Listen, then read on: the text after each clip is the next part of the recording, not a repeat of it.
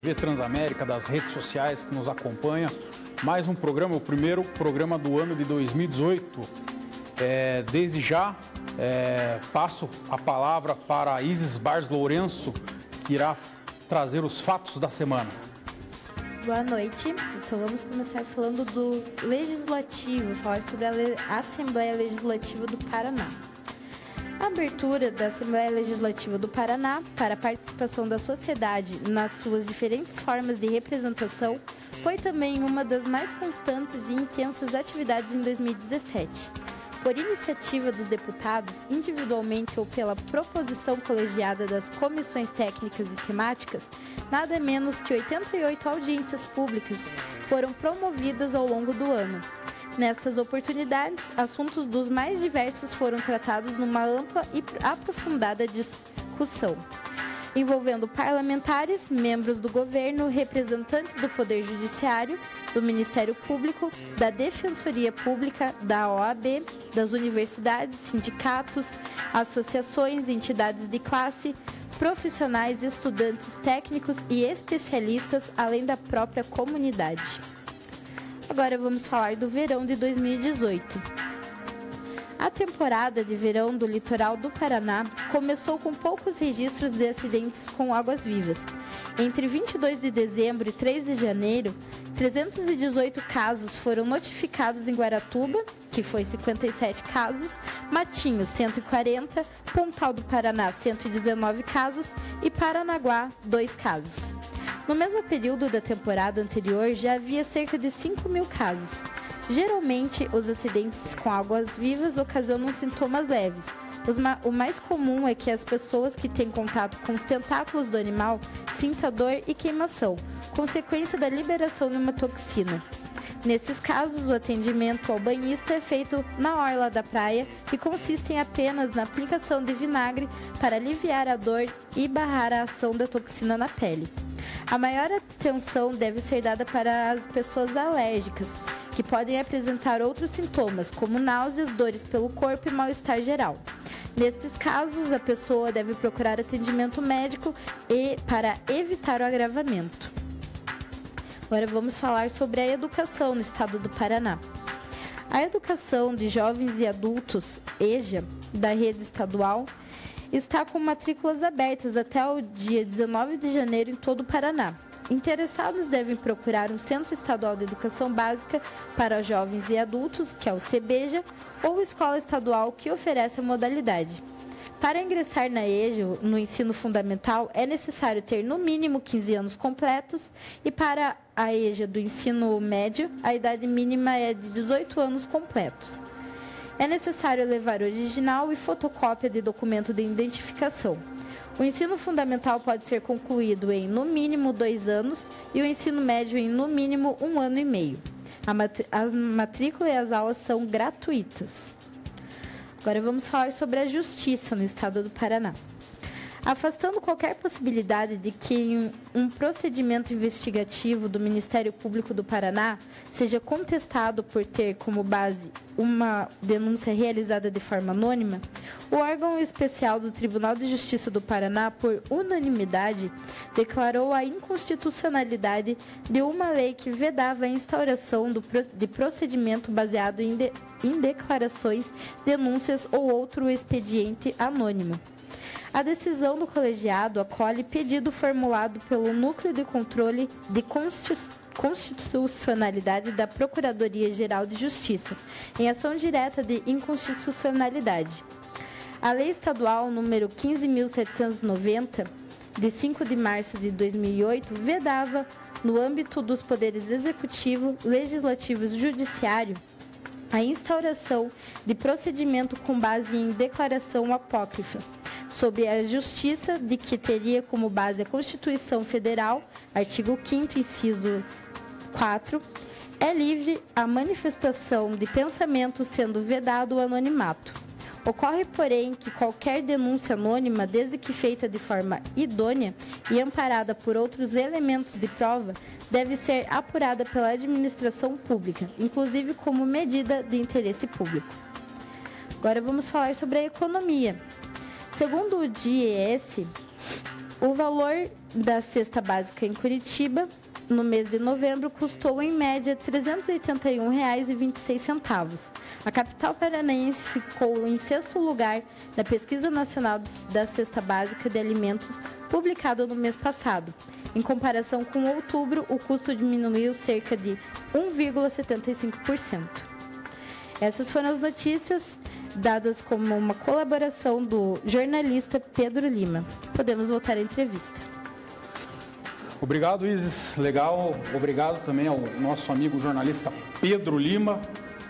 Lembrando que amanhã vai iniciar mais um quadro no portal Verdade e Expressão, quadro de comentários e notícias da política nacional, estadual e da sua cidade, apresentação de Isis Barros Lourenço, produção do Pedro Lima. Então, acompanhe a partir de amanhã, toda terça e sexta, ao meio-dia. Então, dando sequência ao nosso primeiro programa do ano, nosso entrevistado é o advogado Mesael Caetano dos Santos, que tem um currículo bem extenso.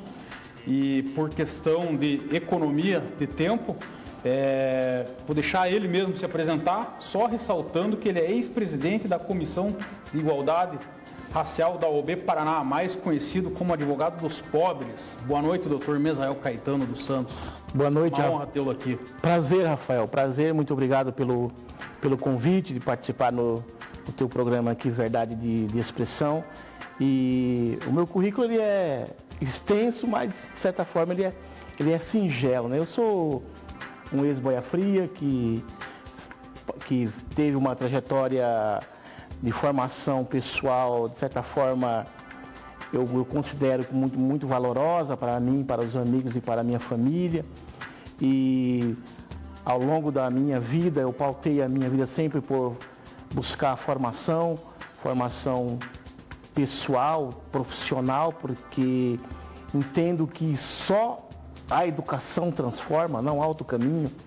Não há outro caminho a você que quer mudar a sua vida, que você que quer crescer economicamente, financeiramente e, acima de tudo, crescer como homem. É importante você buscar os bancos de escola, você sair de uma vida simples, singela do interior e buscar a formação profissional. Então, ao longo da minha vida, pautei minha vida pela busca do conhecimento até hoje.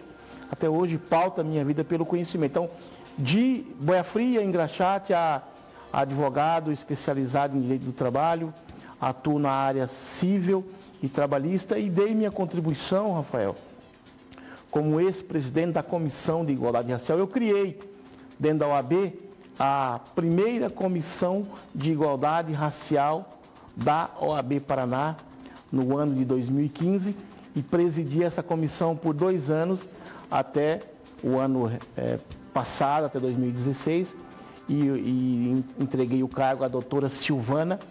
Doutora Silvana, uma advogada também, com uma trajetória de vida bem interessante, e ela continua o meu trabalho que eu desenvolvi frente à OAB Paraná. Falando em igualdade, você é conhecido como advogado dos pobres, no blog do Ismael sempre é falado isso. Você tem um trabalho social nesse sentido? Por que advogado dos pobres? Olha, Rafael, foi uma brincadeira.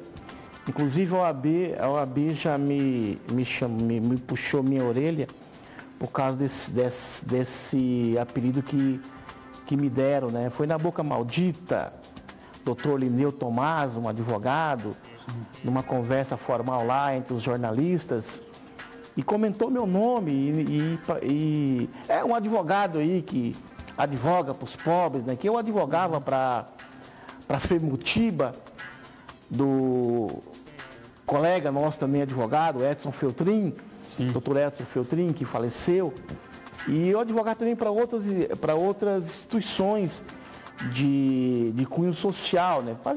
Dava uma consultoria para essas instituições, aí colocaram esse apelido aí, ficou e pegou, mas de certa forma a OAB não nos permite usar esses apelidos.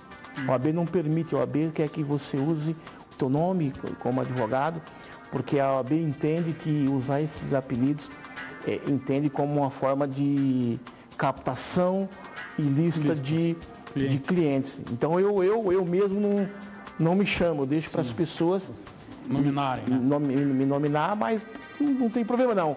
O Getúlio foi o presidente dos pobres, o Lula também foi o presidente dos pobres, e o Misael Caetano pode ser o advogado dos pobres, não tem problema, porque minha origem é de família humilde, Rafael. Eu sou filho de um pequeno agricultor, a minha família é de origem da agricultura, então família de origem bem simples, não tenho vergonha de mostrar a minha origem pessoal. Eu acho que a maioria dos brasileiros, a grande maioria dos brasileiros é de origem pobre. Então nós não temos que mostrar as nossas origens. Cada um com a sua história, uns vieram da Europa, os descendentes, outros vieram da África, escravizados, outros vieram de Portugal, colonizar. Mas a nossa origem do povo brasileiro, a grande maioria, bem da verdade, é de famílias pobres. E quando você começou a fazer direito, seu objetivo sempre era participar dessas causas sociais? Sempre foi esse o seu interesse? Olha, eu sempre tive uma inclinação política, esse é o bem da verdade. Tive uma inclinação política.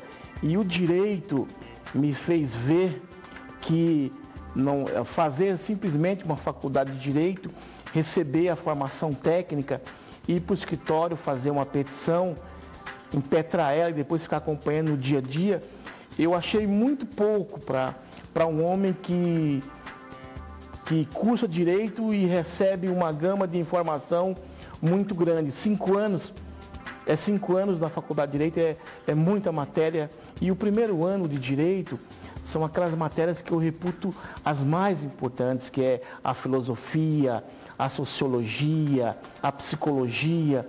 Então, o primeiro ano de direito é o ano mais importante porque matérias que você não teve contato no primeiro ano, no ensino médio, no antigo segundo grau, você tem contato no primeiro ano de faculdade. E essas matérias te dão uma razão de existência muito grande. E ali define que tipo de profissional que você quer ser. Se você quer ser aquele profissional técnico, ou se você quer ser aquele profissional que quer dar algo a mais para a sociedade, pelo aquilo que você recebeu da própria sociedade. Antes de a gente entrar na política em si, eu gostaria que você falasse sobre o nosso judiciário. Qual a sua visão do nosso judiciário hoje? Olha, Rafael, como tudo no Brasil está em formação. A nossa Constituição, ela é uma Constituição a nossa democracia, ela é uma democracia jovem, parida em 88. Em 88, nasceu o novo Brasil, esse é bem da verdade. A nossa Constituição, por ser uma Constituição chamada cidadã, uma Constituição que combate o preconceito, busca fomentar a desigualdade regional, busca dar ferramentas para que o cidadão possa se proteger em face do Estado. Então, o judiciário brasileiro, ele é jovem, ele é, de certa forma, esse modelo de judiciário, Rafael, ele é muito jovem porque ele nasceu com a Constituição de 88. Então, nós estamos vivendo sérias transformações agora que está ocorrendo no Brasil, porque entendo eu, Rafael, que alguns juízes talvez não compreenderam na faculdade o princípio da separação dos poderes. Eu entendo que nesse momento do Brasil, alguns juízes, eles estão exacerbando o seu papel na sociedade, o seu papel como judicante, e está pendendo para o outro papel, que é fazer ativismo político. Então, o nosso judiciário, ele precisa se desenvolver na primeira instância. Na primeira instância, ele é muito lento, ele é muito demorado, ele precisa ser mais célere, ele precisa aumentar o número de juízes na primeira instância, ele precisa aumentar o número de profissionais para fazer com que os processos corram mais no judiciário. E é um judiciário que, ao meu ver, está em formação ainda. Eu entendo, Rafael, que é preciso de fazer uma reforma na lei da magistratura. E já emendando a isso que você está falando, entrada da Carmen Lúcia como presidente do STF, você vê uma possibilidade de reorganização do judiciário? começando pela transparência dos salários dos juízes? Olha, Rafael, essa questão do salário, primeiro que é incompreensível que quem deveria fiscalizar a lei, cuidar da lei, é o que diz respeito à lei. É incompreensível. Numa sociedade organizada, numa sociedade como a nossa, que é a República Federativa do Brasil, que o próprio judiciário, que deveria pautar por respeito à lei, porque, Rafael, eu entendo de que quem recebe acima do limite constitucional está ferindo a Constituição, está ferindo a lei. O que fala a Constituição? Que nenhum cidadão brasileiro, nenhum membro nenhum membro do judiciário, membro da administração pública, deve ganhar X valor de um ministro de Estado, de um ministro do Supremo Tribunal Federal. Então, os ministros do STF são os balizadores. Então, ao meu ver, qualquer cidadão brasileiro, qualquer membro do judiciário brasileiro que recebe acima do limite que define a Constituição, que é o salário do ministro do STF, salvo engano, R$33 mil, é por aí, R$33 mil. Quem está recebendo acima, sob qualquer outra denominação, gratificação, auxílio moradia, auxílio paletó, auxílio livro, e eles querem mais auxílio ainda, né? Então quem está recebendo acima desse valor está desrespeitando a lei. Por isso, defendo uma reforma na lei da magistratura. Defendo. É preciso uma reforma é preciso mudar a carreira do juiz no Brasil, Rafael. Entendo que os juízes, os promotores, estão chegando muito jovens, salvo engano é 24 anos ou 25 anos, o limite de idade hoje. Diga-se sem qualquer experiência em advocacia, né? Sem qualquer experiência de advocacia, e um jovem de 25 anos também não tem experiência de vida nenhuma, é muito jovem, ele recém saiu da faculdade. Sim. Então, assume uma vara e é muita responsabilidade. Então, nós precisamos fazer uma reforma da magistratura para aumentar esse tempo de experiência do juiz, fazer com que ele realmente advogue, para não simplesmente ir lá passar um concurso, né? Porque tem alguns que têm capacidade de armazenamento de informação muito grande, então eles passam muito fácil nos concursos, só que não tem a experiência para julgar a vida de um homem. Não tem a sensibilidade. Não tem experiência nenhuma de vida, pouca experiência de vida, apesar da formação. Tem que se respeitar pela formação. Mas nós precisamos que essa pessoa chegue mais madura para julgar a sociedade. Legal, destacar a participação do José Martins, boa noite, amigo nosso Renato Rocha, Ivar Bareia, outros amigos aqui que estão mandando perguntas para a gente. Entrando um pouco já na questão política e também algo ligado ao direito, é a situação dos nossos presídios no Brasil, que até o nosso jornalista aqui, Pedro Lima, fez uma pergunta, uma questão que surgiu hoje. Você, como defensor social, existe crise nos presídios do Estado? Se existe solução para isso? Como? Qual que é a sua opinião? A crise dos presídios no Brasil é notória, né? O Paraná hoje o Brasil tem 700 mil presos. O Paraná tem 11, acho que são 11 mil presos, salvo engano. Desses 700 mil presos no Brasil, 40% é preso provisório. 40%, Rafael, é preso provisório. Preso provisório, para quem não é do meio jurídico, é aquele preso que não recebeu, que não teve o julgamento de primeira instância. Ele não tem uma condenação em primeira instância. Então, às vezes o cidadão, Rafael, comete um furto simples. O furto simples apenas, salvo engano, é 3 anos. Uhum. Aí ele fica lá 3, 4 anos até receber a primeira sentença.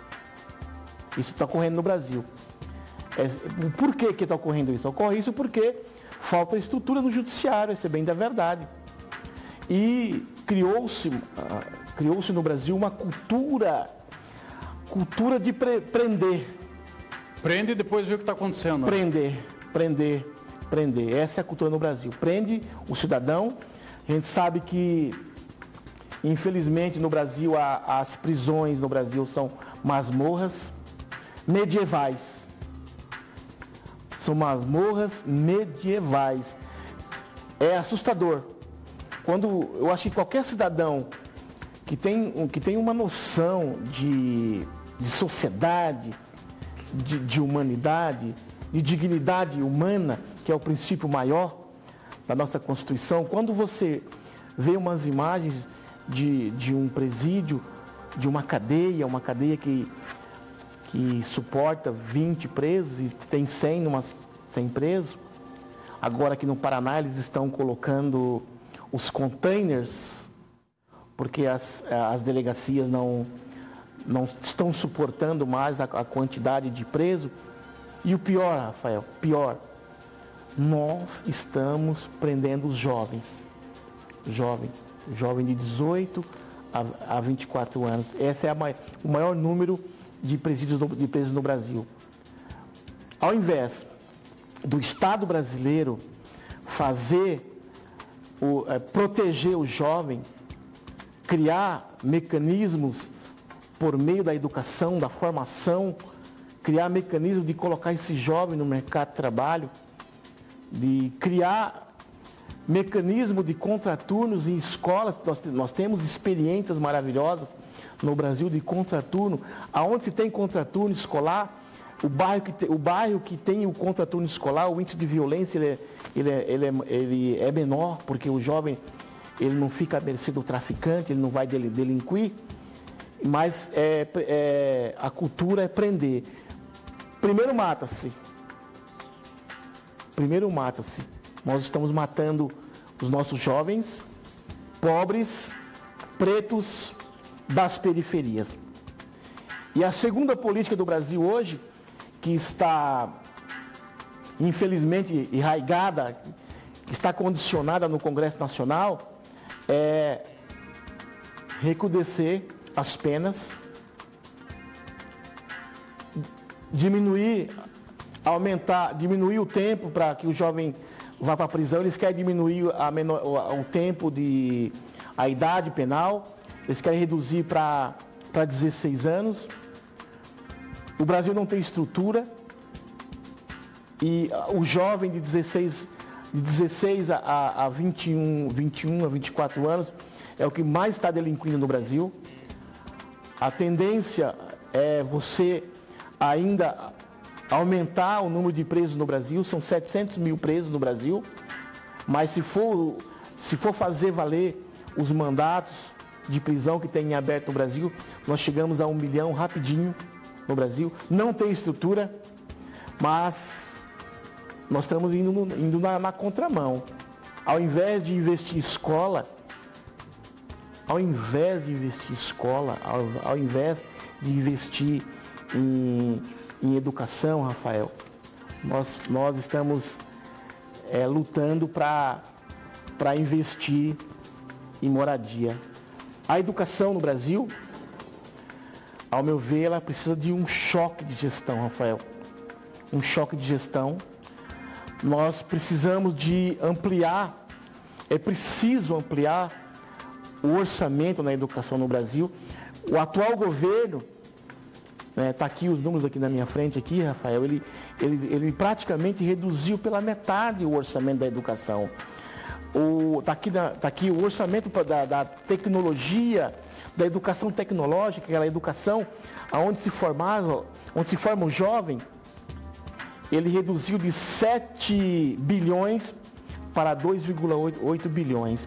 O orçamento do ensino superior, Rafael, ele reduziu de 13 bilhões para 5,9 bilhões. O orçamento da educação básica, ele reduziu de 7 bilhões para 3 bilhões e meio.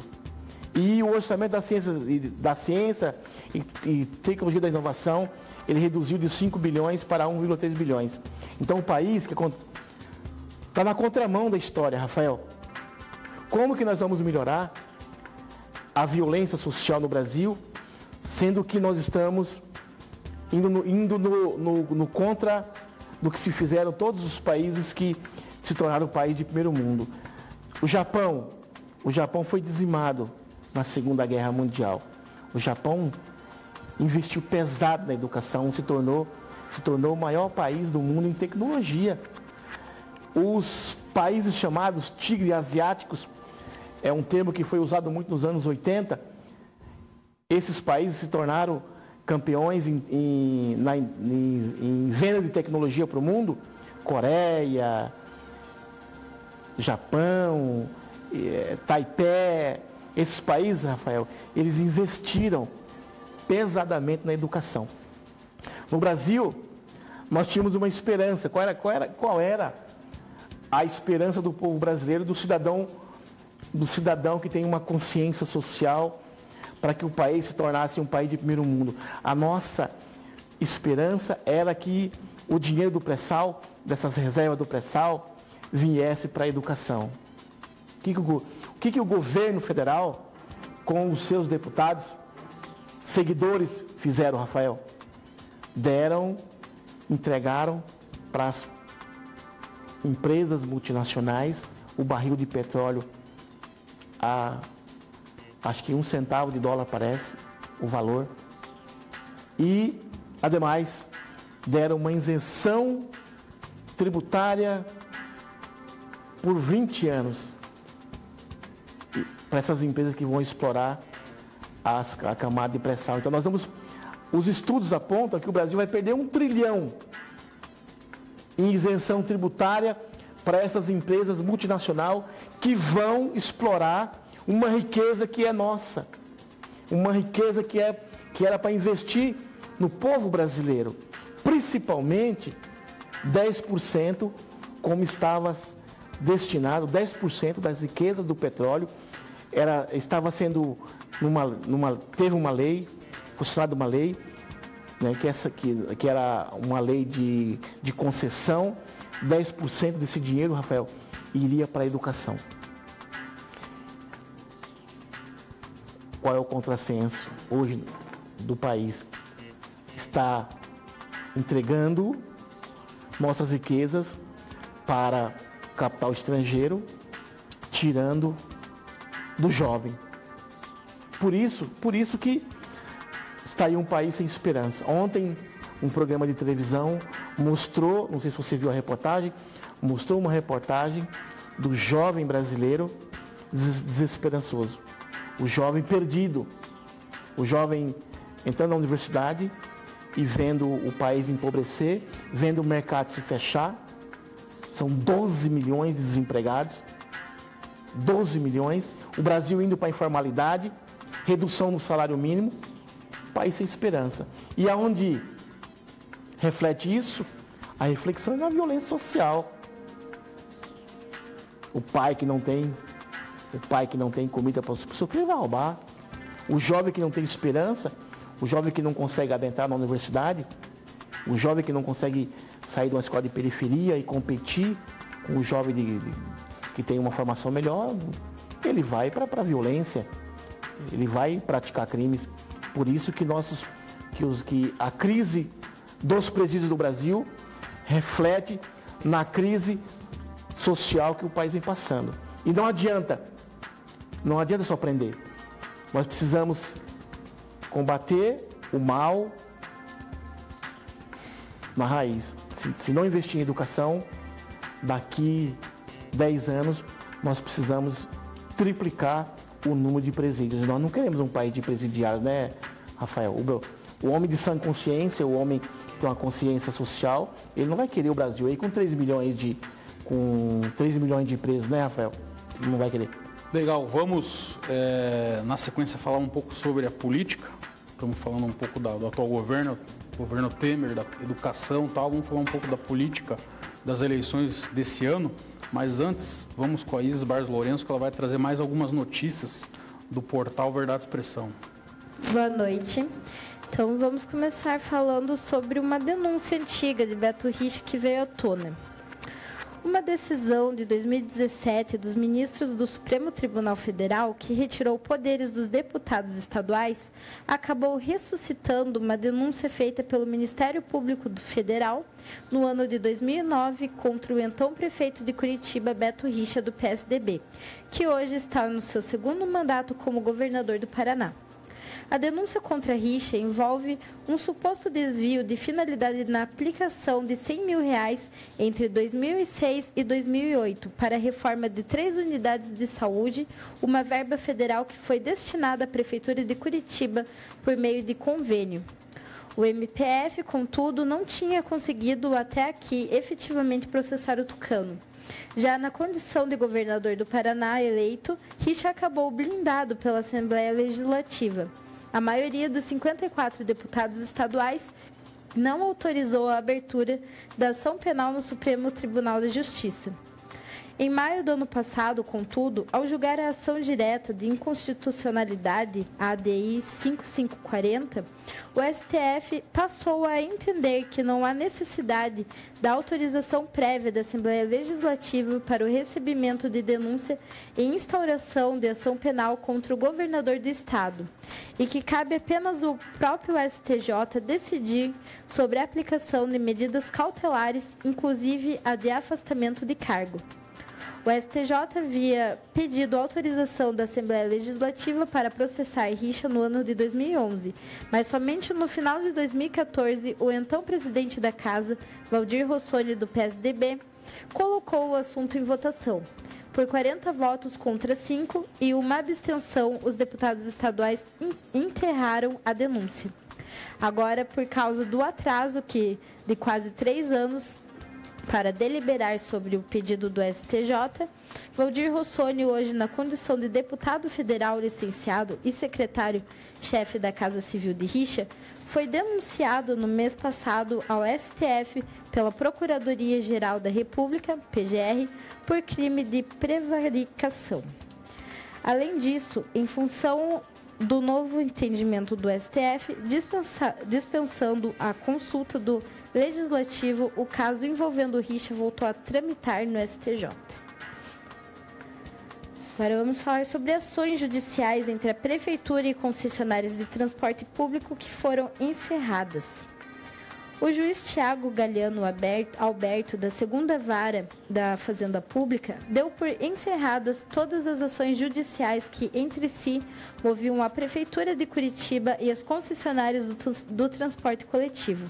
A decisão dele foi tomada em 17 de dezembro passado, às vésperas do recesso do Judiciário, atendendo ao pedido das duas partes. Um mês antes, em novembro, o prefeito Rafael Greca anunciou que município e concessionárias haviam chegado a um acordo de não brigar mais, dando por encerrada as mais de 20 ações que tramitavam na Justiça.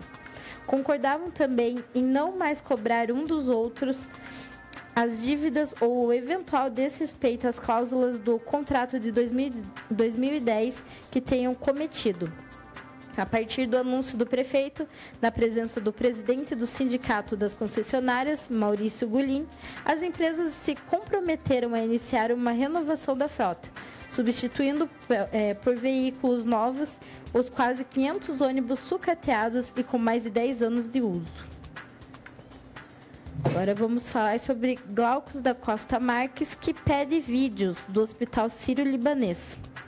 A defesa de Glaucus da Costa Marques, acusado de ser laranja de Lula, pediu que Sérgio Moro solicite ao Hospital Sírio-Libanês imagens do seu circuito de segurança. O objetivo é provar que Roberto Teixeira, advogado e compadre de Lula, visitou seu cliente durante o período em que ele esteve internado no hospital, no final de 2015. Porém, o hospital já enviou a Moro registros de que não mostra a visita de Teixeira e diz que não guarda as imagens do circuito de segurança por mais de 15 dias. Agora vamos falar que Temer usa o programa de Silvio Santos para defender a nova Previdência. O ministro-chefe da Secretaria-Geral da Presidência da República, Moreira Franco, publicou na manhã desta segunda-feira, dia 8, uma foto em que aparecem ele, Silvio Santos, e o presidente Michel Temer. Na postagem no Twitter, Moreira Franco escreveu o seguinte: o presidente Michel Temer e o Brasil ganharam mais um aliado de peso para a reforma da presidência, Silvio Santos. Segundo a coluna Painel da Folha de São Paulo, Temer acertou no domingo, dia 7, em almoço na casa do apresentador, suas participações nos programas de Silvio Santos e do Ratinho, para explicar a proposta de reforma da Previdência. Ambas serão gravadas no dia 18, agora de janeiro. Durante o almoço, o dono do SBT disse que não entende o que será votado. Ele diz: quero que você vá lá e me explique. Se eu entender, o povo entende. Agora vamos falar sobre o Francisquini, que foi acompanhando o Bolsonaro e anunciou a mudança de partido. Em vídeo publicado no Facebook, o deputado federal Fernando Francisquini, do Solidariedade do Paraná, anunciou que vai trocar de partido indo para o PSL. A mudança ocorre por conta da escolha do pré-candidato Jair Bolsonaro, que decidiu se filiar à mesma legenda para disputar a presidência da República nas eleições deste ano. Bolsonaro acertou sua filiação à nova sigla nesta sexta-feira, dia 5 de janeiro, após encontro no Recife, em Pernambuco, com o presidente do PSL, Luciano Bivar. Você pode assistir o vídeo do Francisquini falando ao lado do Bolsonaro no nosso portal, que é o Verdade Expressão, que você pode acessar em www.verdadeexpressão.com.br. Podemos voltar à entrevista. Obrigado, Isis. Um abraço a César Silvério, nosso grande amigo. Também ao Renato Rocha aqui, que vai fazendo seus comentários, ao Mauro Suyama e também ao Ivar Bareia. O Ivar Bareia é um grande amigo nosso. Ele é assessor do deputado Assis do Couto. Assis do Couto é um deputado que tem uma militância, tem uma base no sudoeste do Paraná. Eu queria mandar um grande abraço para o deputado Assis do Couto e para o Ivar Bareia. Pessoas de bem. Pessoas do bem. Políticos do bem. Falando um pouco sobre a política, você falando do Ivar Bareia, deputado. Assessor. O assessor do deputado do Assis do Couto, né? Assis do Couto, que é do PDT, você também é do PDT. E o Osmar Dias? Vai para governador? Como está a situação do Osmar Dias aí? Pois é, tem uma conjuntura política aí. O Osmar, ele afirma que ele é o candidato pelo PDT, mas na política, como se fala, né, vaca voa, né? Então tudo é possível, né, Rafael? A conjuntura política não está ainda fechada. Porque nós temos hoje, como pré-candidatos, o próprio Osmar Dias, Ratinho Júnior, a Cida Borghetti. Mas hoje também o César Silvestre, prefeito de Guarapuava, se declara pré-candidato. Mas hoje também o Beto Richa deu uma entrevista para a Folha de São Paulo ontem, né? E ele disse que está em dúvida ainda. Talvez o Beto Richa ele termine o seu mandato. Mas né? Você acha que ele vai arriscar terminar o mandato e perder todo o foro privilegiado? Porque ele tem bastante processo para responder aí, né? Pois é, ele precisa, né, garantir o tal do foro privilegiado. Olha, Rafael... Você acha que Requião vai para Senado ou para governo? Não dá para definir ainda a conjuntura. Também se fala que provavelmente o Requião será o vice do Lula, né? Há uma conjuntura, há alguns comentários. Então, agora até as convenções em abril, né? 7 de abril? Não, pode até julho. Até julho. Então, até julho se define isso. Se define. Alguns partidos fazem convenção em março, abril. Eu acompanho a política há muito tempo aqui no Paraná e eu nunca vi tanta indefinição, Rafael. Tanta indefinição. Agora, o que eu lamento como cidadão, como eu não sou paranaense, mas eu sou criado no Paraná, posso me considerar paranaense, é a falta de renovação, Rafael. O quadro político não se renovou. Os nomes são os mesmos. Os nomes que estão aí se colocando para ser candidato a presidente da República, para ser candidato a deputados, para ser deputado ao Senado, é os mesmos nomes, Rafael. E a política, ela precisa se renovar, ela precisa de uma renovação. Eu culpo isso aos partidos políticos.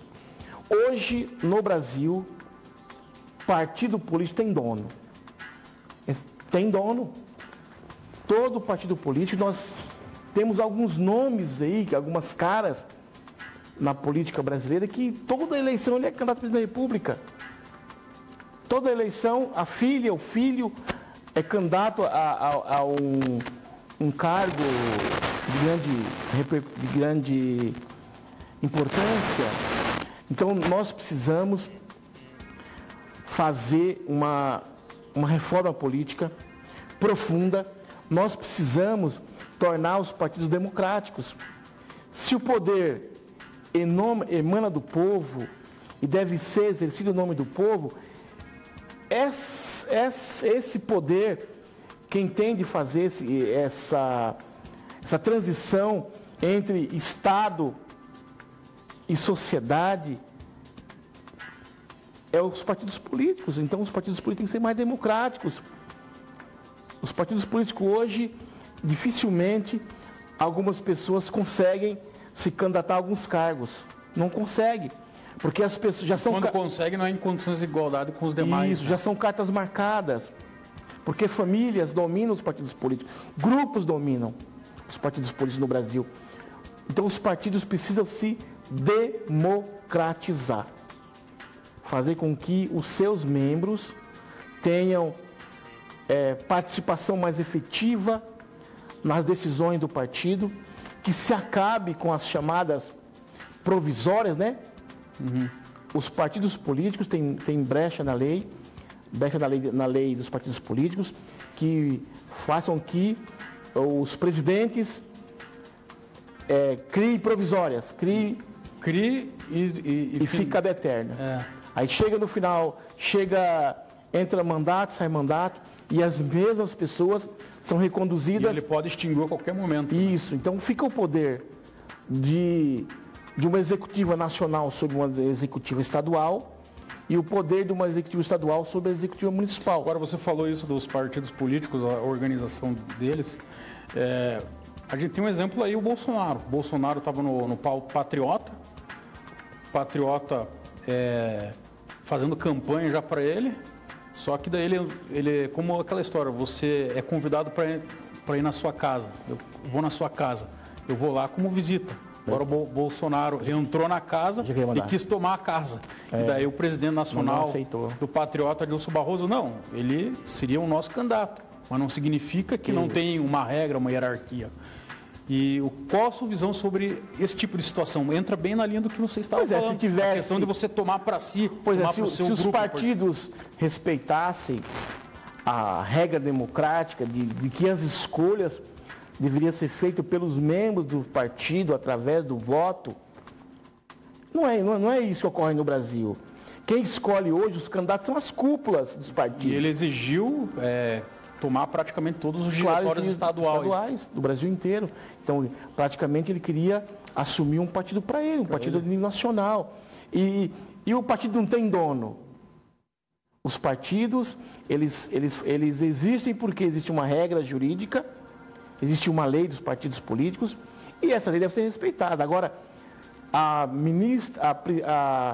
atual presidente da PGR, da Procuradoria-Geral da República, a Raquel Dodge, ela está entrando com uma ação no STF para fazer com que os partidos políticos mudem, para que se mude essa regra das executivas provisórias e que realmente os partidos políticos sejam partidos democráticos e que seus participantes tenham o poder de escolha por meio do voto. Às vezes você milita num partido, você tem vontade de concorrer a um cargo de grande importância, você quer levar suas ideias para a sociedade, chega na época da eleição, pelos acordos das cúpulas do partido, você oferece, não lança X candidato, não lança senador, não lança governador, não lança isso para apoiar outro candidato. Eu, Rafael, eu defendo o fim irrestrito das coligações. Eu defendo que os partidos políticos têm que apresentar chapa pura. Se é uma eleição presidencial, o partido que apresenta o candidato a presidente, que apresenta um candidato ao Senado, seus deputados federal e estadual, do próprio partido. E que o próprio partido busque o voto. Porque as coligações, ela praticamente, ela elimina o debate de ideias. As coligações, elas impedem que muitos bons candidatos venham para o debate político. E diminuir a quantidade de partidos, né? Com certeza. É absurdo. Com Aliás, certeza. partido, tudo bem interno, não vejo problema em ter partido, mas a forma como está o sistema possibilita que o partido político seja um balcão de negócio. Rafael, eu vou criar o meu partido político para eu tenho tempo na TV, vou negociar, tal. Então, eu acredito que essas benesses aí deveriam se acabar, né? Eu defendo uma constituinte exclusiva. Escolher membros da sociedade por meio de uma eleição específica para fazer a reforma política. Pessoas não viciadas, pessoas que não têm o apego ao cargo, que não fizeram da política profissão. Nós temos políticos profissionais, políticos com 50 anos de mandato, com 50 anos de vida política. Não é crime isso, mas nós precisamos mudar essa regra, nós precisamos mudar. Então, uma constituinte exclusiva para a reforma política, para mudar esse jogo, porque quem está no poder, com as benesses do poder, não vai querer fazer reforma política que lhe prejudique. Interessante o tema, mas vamos falar um pouquinho de eleição. Ou você tem mais alguma coisa para colocar? Pois é, Rafael. Outro tema também que eu acho importante, um tema que, por exemplo, que me incomoda muito, Rafael, é o suplente senador. Me incomoda porque o suplente senador, ele não tem voto. Não tem. Ele não tem voto. Como é que você, Rafael, assume um cargo importantíssimo da República Federativa do Brasil sem um voto? Mesael tem voto, se candidata ao Senado. Rafael, um exemplo, não tem voto. Vai ser o meu suplente. Por exemplo, foi aqui no Paraná o Sérgio Souza, né? Pois é. Que a Gleisi foi ministra da Casa Civil. Sem um voto.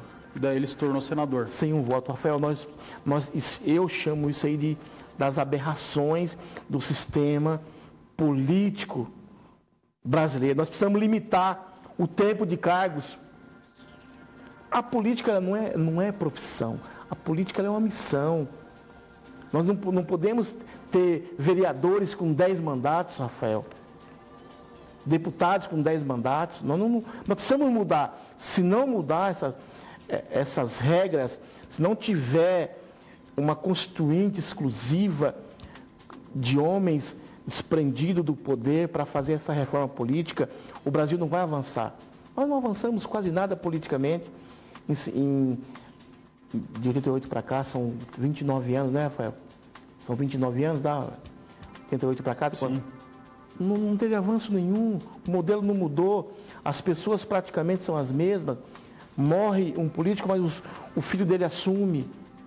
Nós temos no Congresso Nacional um deputado chamado Bonifácio de Andrada. Sabe de quem que ele é descendente?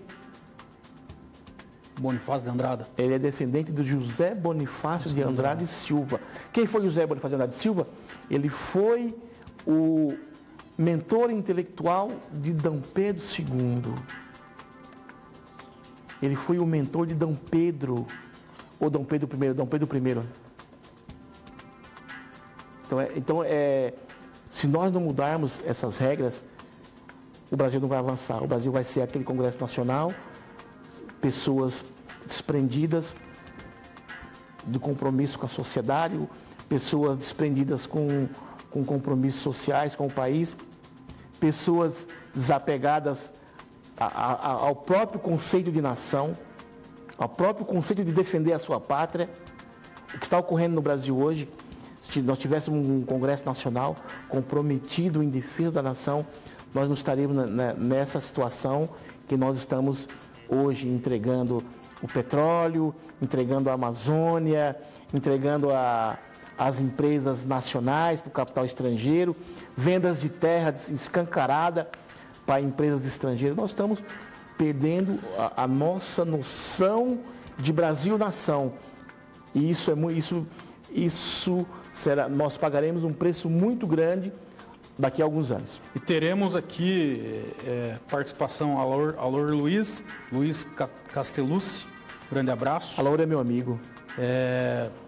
Você falando da questão de necessidade de renovação, nós vamos ter eleições esse ano e a nível nacional o PDT caminha com o Ciro Gomes. O Ciro Gomes se declara pré-candidato.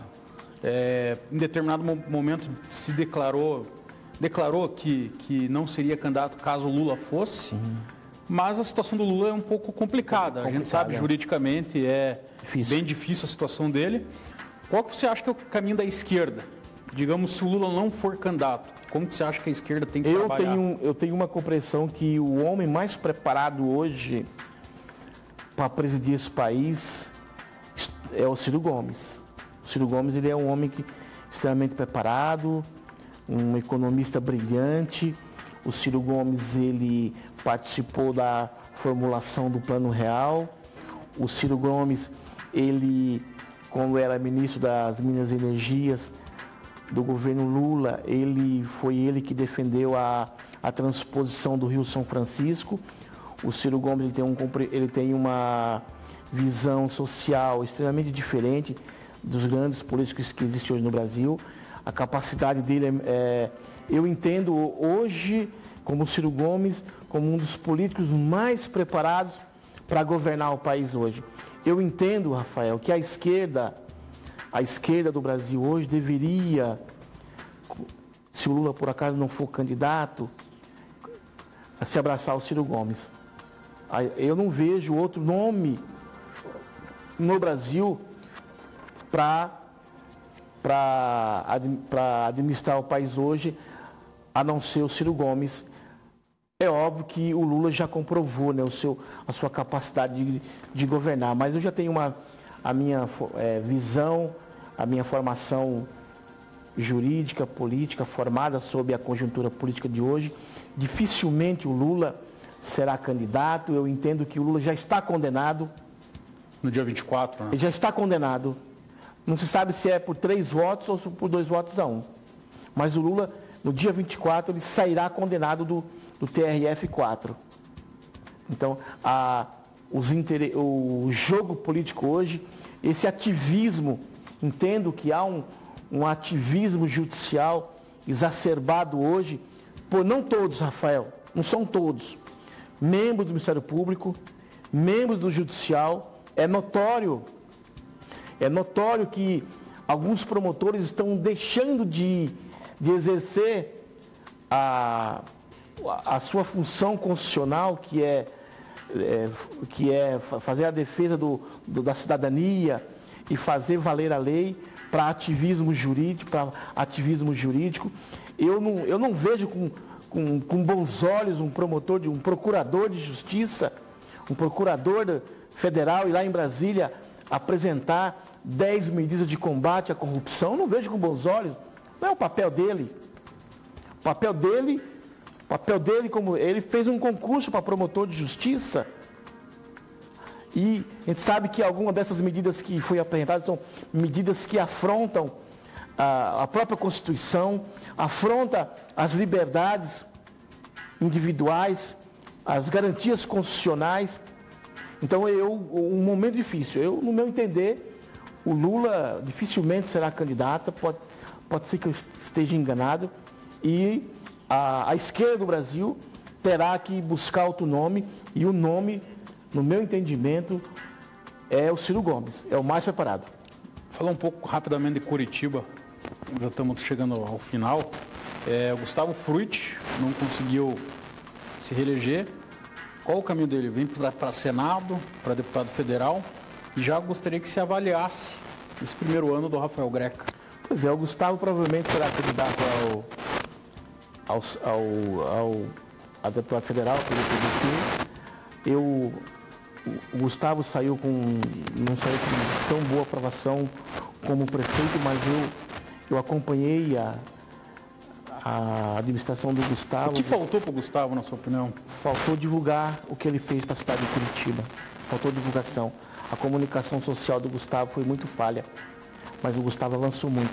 Agora, o primeiro ano do governo Greca falar o quê? Aumentou o imposto. Ele aumentou o imposto, congelou o salário dos professores, aumentou a passagem de Curitiba. Essa é a mais que eu tenho. Uma Câmara Municipal omissa com a sociedade, não cumpre o seu papel, que é defender os interesses.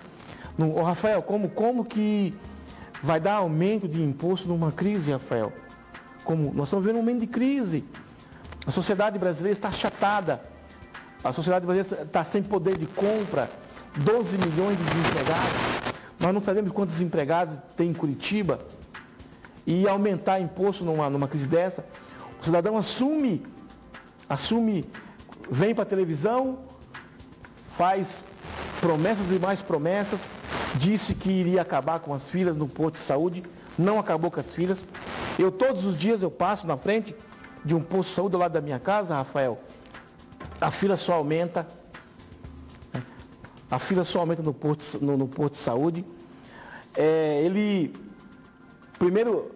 Os primeiros atos dele é aumentar a tarifa, a passagem de ônibus, Rafael. A sociedade extremamente sufocada, sem poder de compra. A mobilidade urbana hoje, ela leva praticamente 20% do salário de um trabalhador. 20%. 20% hoje o cidadão gasta com ônibus, seu salário, 16% a 20%. E ele vem e aumenta a passagem. Diz que é para renovação de frota. Mas nós já vimos pagando essa renovação de frota. Nós já vimos pagando.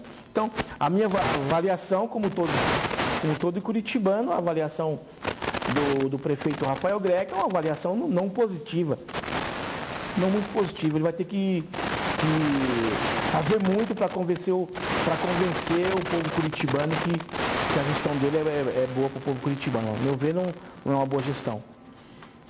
E a você que está nos assistindo, um último assunto aqui, foi suspensa a nomeação da ministra do Trabalho, Cristiane Brasil. Cristiane Brasil. Filho do Roberto Jefferson, né? Roberto Jefferson.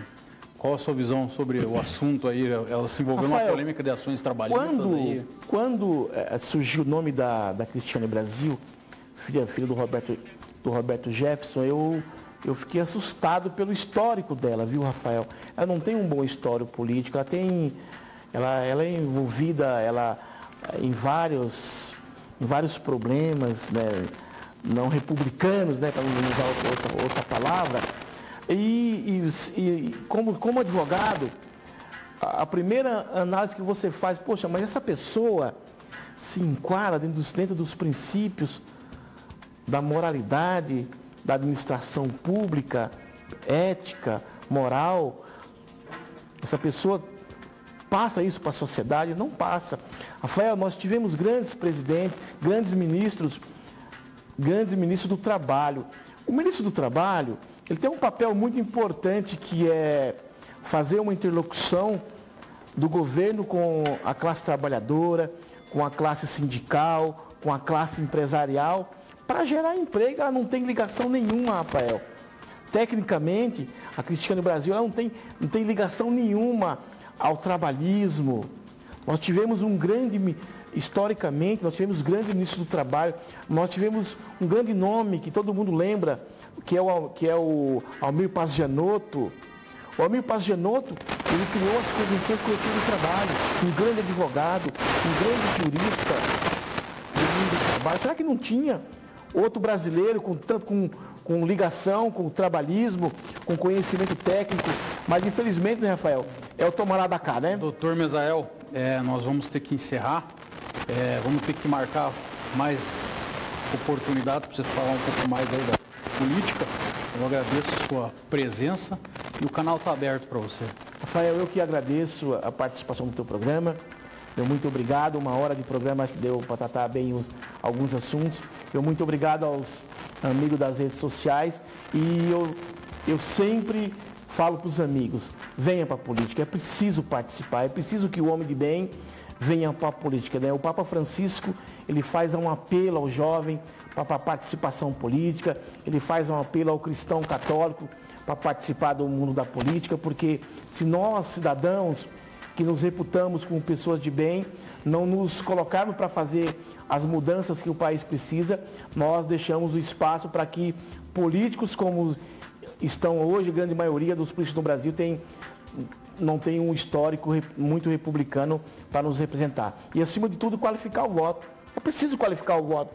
O voto tem que ser pensado, analisado, não é simplesmente pegar o papel na rua, na hora que vai fazer, no dia de votar, e votar numa pessoa. Muito obrigado, até uma possibilidade, se Deus quiser. A você, uma grande semana, segunda-feira que vem, 19h30 ao vivo. Um abraço.